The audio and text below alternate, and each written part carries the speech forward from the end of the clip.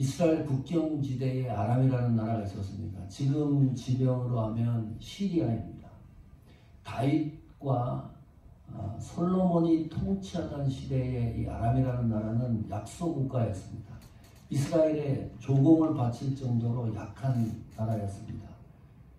그런데 어찌된 일인지 열왕기하 5장에 등장하는 이 아람이라고 하는 나라는 어느 날 강대국이 되어 있습니다. 호전적인 나라고 침략적인 나라였습니다.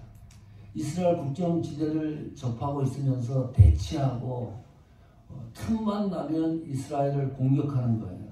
들어와가지고 방어하고 약탈해가고 사람들을 잡아가고 포로로 잡아가고 그런 일들이 비일비재했습니다. 그 아람이라고 하는 나라의 총사령관이죠. 여기 열왕기하 5장 1절에도 보니까 군대 장관이라고 그랬습니다. 나만이라고 하는 총사령관이 있었습니다. 이 나만에 대한 정보를 5장 1절에 이렇게 설명을 해요. 첫 번째, 이 나만은 그 주인 앞에서, 그 왕 앞에서, 대통령 앞에서 크고 존귀한 자였다. 왕의 신임을 받았던 인물입니다. 실세였습니다. 제2인자였습니다. 역사를 되돌아보면 2인자 때문에 골머리를 앓는 경우가 많죠. 현대사도 그렇고요. 박근혜 대통령도 그런 문제 때문에 감옥도 가고 실패하는 경우도 있고요. 그 실세가 또 정권을 혼란스럽게도 하고 좋게도 하고 크고 존귀한 자라고 하는 것은 인정받았다. 대통령한테 아주 사랑을 받고 없어서는 안 될 그런 인물이었다. 실세였다는 거거든요. 더 좋은 해석은 영예를 얻었다. 사람들로부터 대통령으로부터 존중을 받는 인물이었다. 그러니까 실세긴 실세인데 인격적으로 도덕적으로도 괜찮은 인물이었다. 그걸 짐작할 수가 있습니다. 두 번째 1절에 계속 보니까 이 나만은 큰 용사였다 그럽니다. 저는 큰 용사나, 큰 용사라고 하는 말은 전쟁 영웅이라는 말이에요. 특히 아수르 전쟁에서 승리로 이끌었습니다. 세 번째, 그러나 치명적인 약점이 하나 있었는데 문둥병자더라. 이건 뭐 말할 수 없는 거죠. 이 문둥병자라고 하는 건 지금은 나병이라고 그러죠. 한센병 이렇게 말합니다. 문둥병이라고 잘 쓰지 않습니다. 그 성경이 이제 번역을 해놨기 때문에. 근데 문둥병자였어요.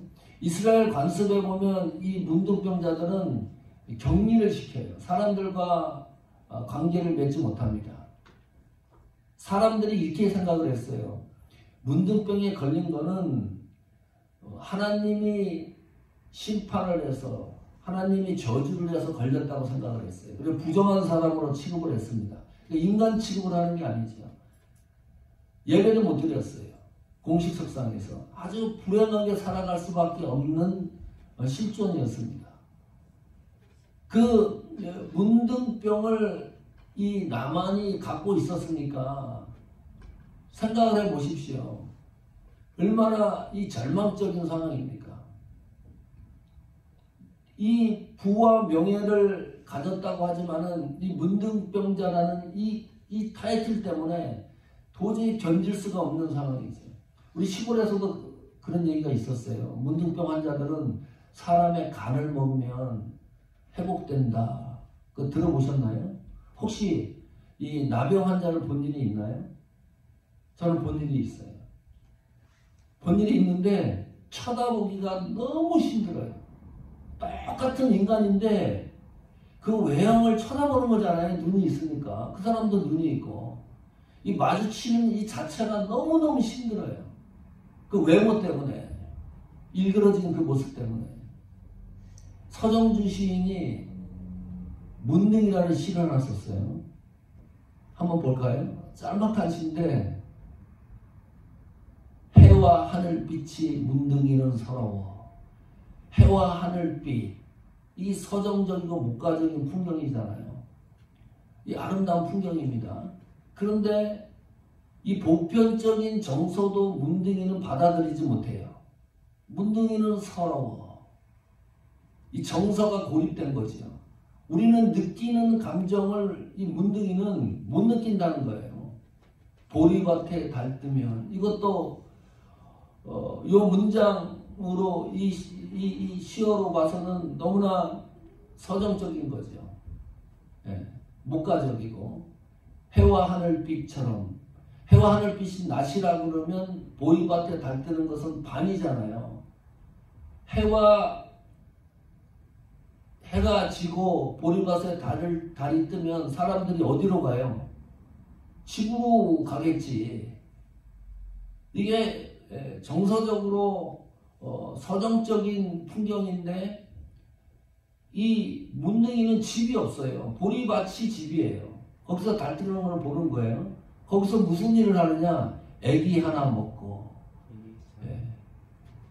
사람의 간을 먹는데 아이들 간은 더 좋대요. 그래서 거기서 간을 뽑아가지고 먹는 장면을 그리고 있으니까 꽃처럼 붉은 울음소리, 이 청각인데 그것이 시각화시켰어요. 꽃처럼 붉은 울음입니다. 아기의 간을 먹었으니까 입주위에 손에 피가 흥건히 묻어 있었겠지요. 그것을 연상하는 거예요. 울었는데 밤새 우는 겁니다. 이게 그 시 속에 등장하는 문둥이의 실존이에요.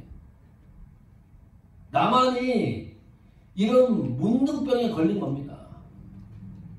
도저히 소생할 수 없는 절망적인 상황입니다. 아니, 부와 영예를 가졌으면 뭐예요?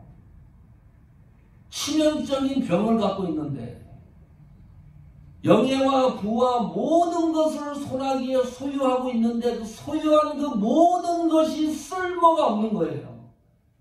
이런 답답한 인생이 어디 있습니까? 내가 소유한 것에 대하여 아무 종이쪽과 같은 거예요. 먼지와 같은 거. 이 나병이라고 하는 그 치명적인 절망적인 병을 앓고 있기 때문입니다. 소유했던 것이 모든 것이 소용이 없는 그런 나병을 앓고 있었습니다. 그런데 나만이 치명적인 병을 앓고 있었는데 성경에서 소유에 대한 이야기를 다시 한번 읽어보겠습니다. 나만에 대한 정보를 우리가 충분히 이해를 하고 5장 1절을 다시 한번 읽어보겠습니다. 한 목소리로 읽어봅니다. 시작. 아람 왕의 군대장관 나만은 그 주인 앞에서 크고 존귀한 자니 이는 여호와께서 전에 저로 아람을 구원하게 하셨습니다. 저는 큰 용사나 문둥병자더라. 잘 보십시오. 이는 여호와께서 전에 저로 아람을 전쟁에서 승리하게 하셨다. 여기 이는이라는 것이 원인과 이유를 밝히는 뒷문장입니다. 다시 말하면 나만이 군대 장관이 되고 부와 영예를 얻고 그 주인 앞에 크고 존귀한 자가 되고 전쟁의 영웅이 된 이유는 하나님께서 전에 저로 아람을 구원하게 했기 때문입니다. 다시 말하면 하나님이 나만의 인생에 개입하셨다는 거죠. 이해하십니까? 이상하지 않아요?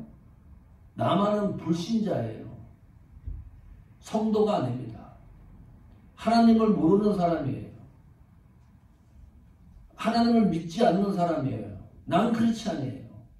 그런데 어떻게 이렇게 여호와께서 아람을 구원하게 하셨는가? 그래서 영예와 부를 축적하고 소유하게 했는가?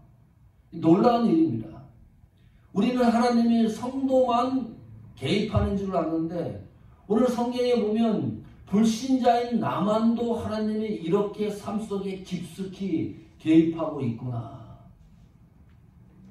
특별한 거죠. 그런데 나만은 몰라요. 우리가 착각을 하죠. 이 모든 것들이 나만에 의해서 성취됐다고 생각을 하는데 성경은 그렇게 말하지 않아요. 나만이 노력을 해서 나만의 능력으로 그 자리까지 올라간 것처럼 생각을 하는데 성경은 그게 아니다.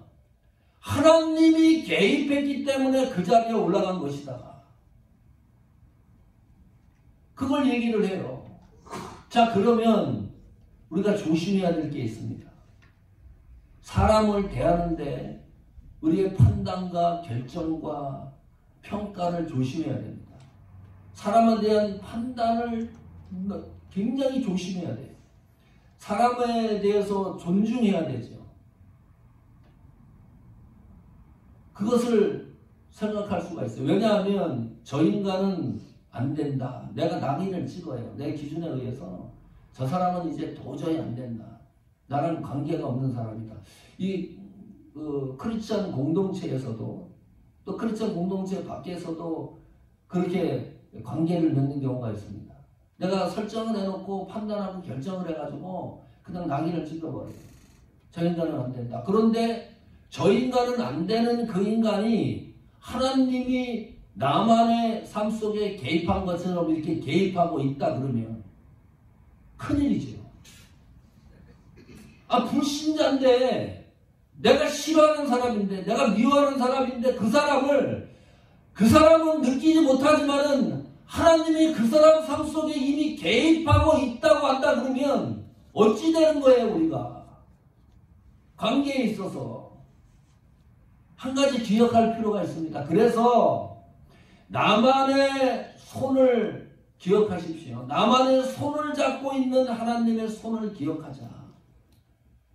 우리 공동체 관계에서 나만의 손을 기억하는 게 아니라 나만의 손을 잡고 있는 하나님의 손을 기억을 하자. 이것이 관계적인 협력성입니다. 그것을 발견할 수가 있어요. 하나님이 왜 그런가요? 나만은 지금 모르는데 왜 이렇게 삶 속에 개입하는 건가요? 하나님이 후에 이 나만을 하나님의 사람으로 사용하기 위해서입니다. 시간이 지난 다음에 나만이 하나님의 계획 섭리 속에서 이렇게 고백을 해요. 열왕기하 5장 15절입니다. 읽어볼까요? 다 같이 시작. 나만이 모든 종자와 함께 하나님의 사람에게로 돌아와서 그 앞에 서서 가로되 내가 이제 이스라엘 외에는 온 천하에 신이 없는 줄을 아나이다. 청컨대 당신의 종에게서 예물을 받으소서. 이스라엘로 가서 몸이 왕쾌가 되고 난 후에 나만의 입에서 고백하는 것이 이스라엘 외에는 온 천하에 신이 없는 줄을 안다. 하나님만이 신이시다. 하나님만이 나의 구속주라고 하는 사실을 나만의 입으로 증거를 해요. 하나님이 개입하기 때문입니다. 나만의 삶 속에 개입했기 때문입니다.